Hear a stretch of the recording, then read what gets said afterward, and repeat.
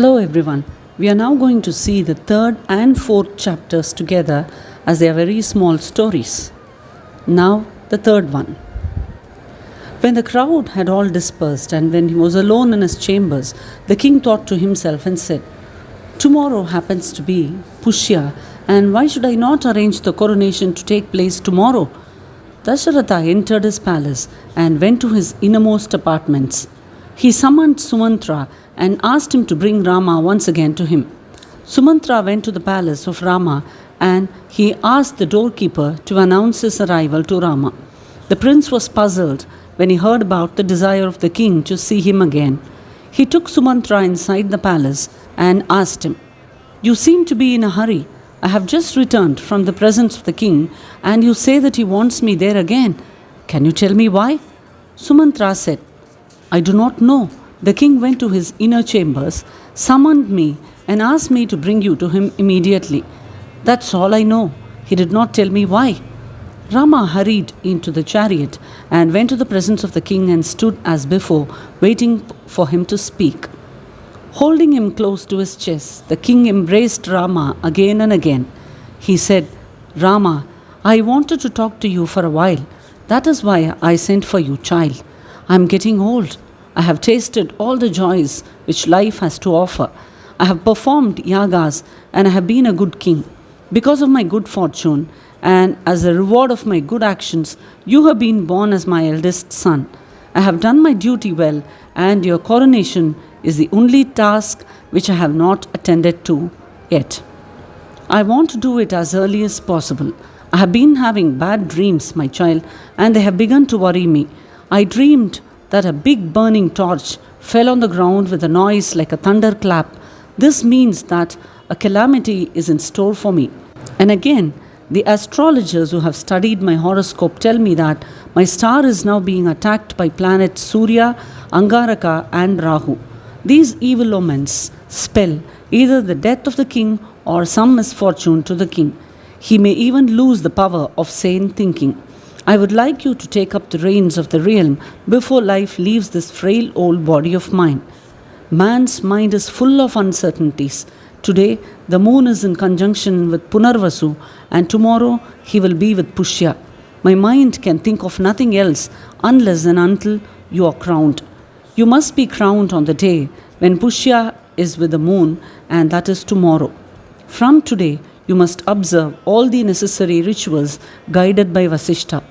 You must fast tonight with your wife and sleep on the floor where darba grass has been spread. Great events like this are apt to be beset with hindrances. I therefore ask you to surround yourself with well-wishers.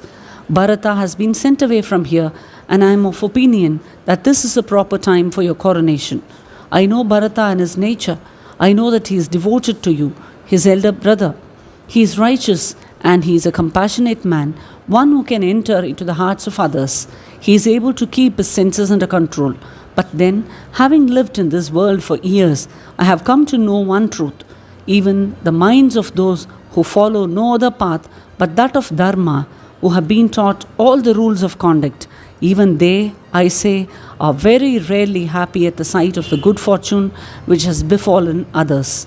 The mind of man is very unsteady, and so I have decided to hold the coronation tomorrow."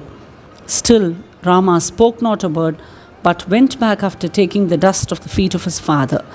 After leaving the apartment of his father, Rama went to his mother Kausalya. He found her in the place set apart for the worship of the household gods. She was dressed in pure white silk, and she was reciting slokas in praise of Lakshmi, the spouse of Narayana. Her eyes were closed, and he stood by, waiting. Sumitra and Lakshmana too, having heard the great news, had come there to be with the queen, and they were also standing by, waiting for her to conclude her prayers. Sita had come there long ago. When she opened her eyes, Kausalya saw them all standing by her. Rama approached her and he prostrated before her.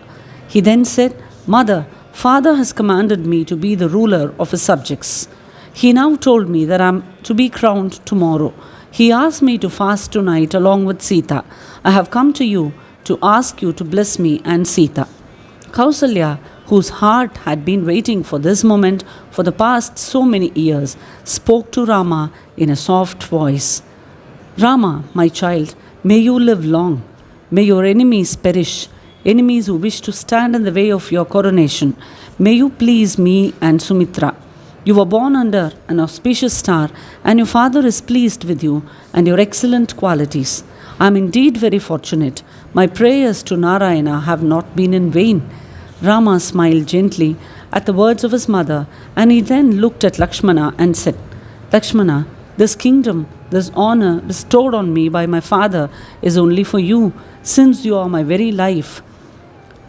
Rule this world along with me. I am happy to be the king for your sake. I want you to enjoy the pleasures of kingship. He then prostrated before his mother and went back to his palace, accompanied by Sita. Now we can see the fourth story. After Rama had gone away, Dasharatha sent for Vasishtha and spoke to him about the coronation which had to take place in the morning. He said, Please take care that Rama adopts Diksha and fasts tonight with his wife. This will, I know, assure him of wealth, kingdom, and fame. Vasishtha, who knew the past, the present, and the future, spoke not a word and took his seat in the chariot which was waiting for him, and he went to the palace of Rama.